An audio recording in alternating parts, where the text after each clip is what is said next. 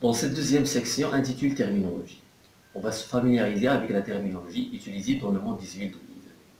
On va être sensibilisé au vocabulaire utilisé par les spécialistes de la discipline et par conséquent, on va vous préparer pour bien assimiler les messages scientifiques et techniques qui vont être véhiculés dans ce cours.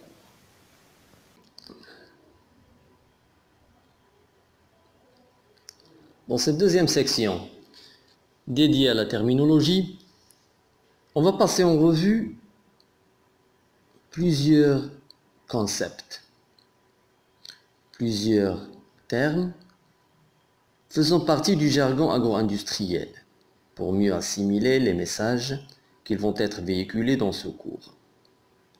On va commencer par la technologie alimentaire, qui est en fait un ensemble de techniques et des procédés utilisés par les industries agroalimentaires pour transformer ou conserver un produit alimentaire.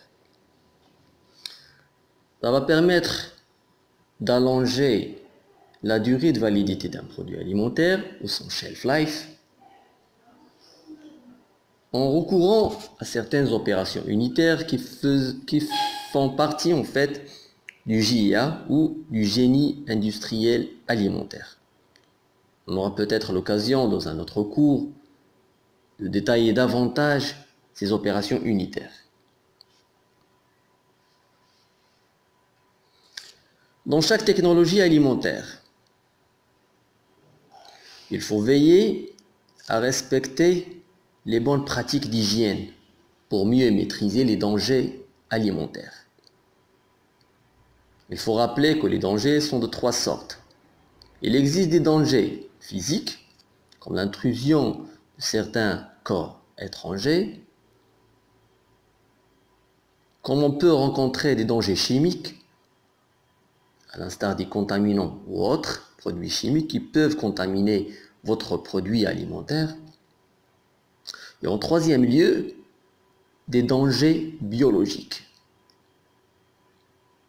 qui peuvent être liés à la contamination de votre aliment ou de votre produit fini par des agents biologiques, des micro-organismes, bactéries ou champignons, levures ou moisissures. Le deuxième terme qu'on va traiter dans cette session est relatif à l'industrie des huiles ou l'huilerie. Une huilerie est en fait une industrie qui met en œuvre des technologies ou des procédés de fabrication alimentaire qui visent la production des huiles. Ces procédés mis en œuvre sont de deux sortes. Il existe des procédés discontinus. Ce sont en fait les procédés traditionnels. Cependant, ces procédés présentent énormément de problèmes d'ordre environnemental, comme ils peuvent présenter un problème de qualité du produit fini, du moment qu'il s'agit d'un produit qui expose davantage les huiles produites à l'oxydation.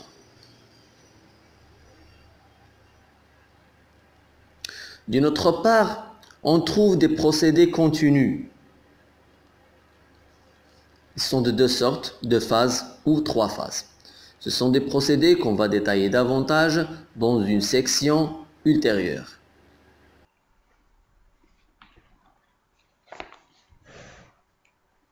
Une huile est un corps gras liquide à une température de 20 degrés Celsius, contrairement aux graisses, qui sont des corps pâteux ou concrets. La fabrication des huiles comporte plusieurs phases.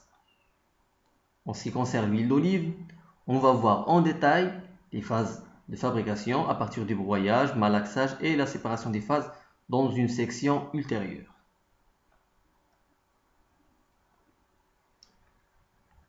Un autre terme qui est assez important, huile végétale. C'est une huile extraite d'une espèce végétale. Elle est composée généralement des triglycérides, qui est la composante majeure, qui peut atteindre jusqu'à 95% de la constitution globale de l'huile végétale, et d'autres constituants mineurs dans l'ordre de 5%. Ces constituants mineurs comportent des phospholipides, de l'eau, certaines impuretés, ainsi que certains contaminants. Selon le Codex Alimentarius, les huiles végétales comestibles sont des denrées alimentaires qui se composent essentiellement de glycérides d'acides gras exclusivement d'origine végétale. Elles peuvent contenir en faible quantité d'autres lipides comme les phosphatides, des insaponifiables et des acides gras libres naturellement présents dans la graisse ou l'huile. Exemple des huiles végétales, on peut citer l'huile d'arachide, extraite des graines d'arachide, l'huile de coco, qui est préparée généralement à partir de l'amande de la noix de coco, l'huile de maïs, extraite des germes de maïs, l'huile de palmiste et l'huile de palme, deux huiles qui sont très utilisées et largement utilisées par les industries agroalimentaires et notamment les biscuiteries. Les huiles végétales sont constituées principalement d'acides gras saturés, monoinsaturés ou polyinsaturés. Un acide gras monoinsaturé, c'est un acide gras qui comporte une seule insaturation. Les autres liaisons sont des liaisons covalentes. Pour les acides gras polyinsaturés, ce sont des acides gras qui comportent plusieurs insaturations. Glycérol. C'est un trialcool, c'est-à-dire avec trois fonctions alcool, OH. Il constitue l'élément commun de tous les glycérides. Un acide gras. C'est un constituant majeur des huiles. C'est une molécule qui se compose d'une chaîne carbonée linéaire ou aliphatique, selon le jargon des chimistes, portant un groupe carboxylique composé d'un atome de carbone, deux oxygènes et un atome d'hydrogène. Il y a un groupe méthylique, CH3, carbone et trois atomes d'hydrogène. Triglycéride. C'est un ester de glycérol. Il est formé suite à l'estérification des trois fonctions alcool du glycérol. Ces trois fonctions, une fois qu'ils sont saturés, on ne parle plus de glycérol, on parle de triglycéride.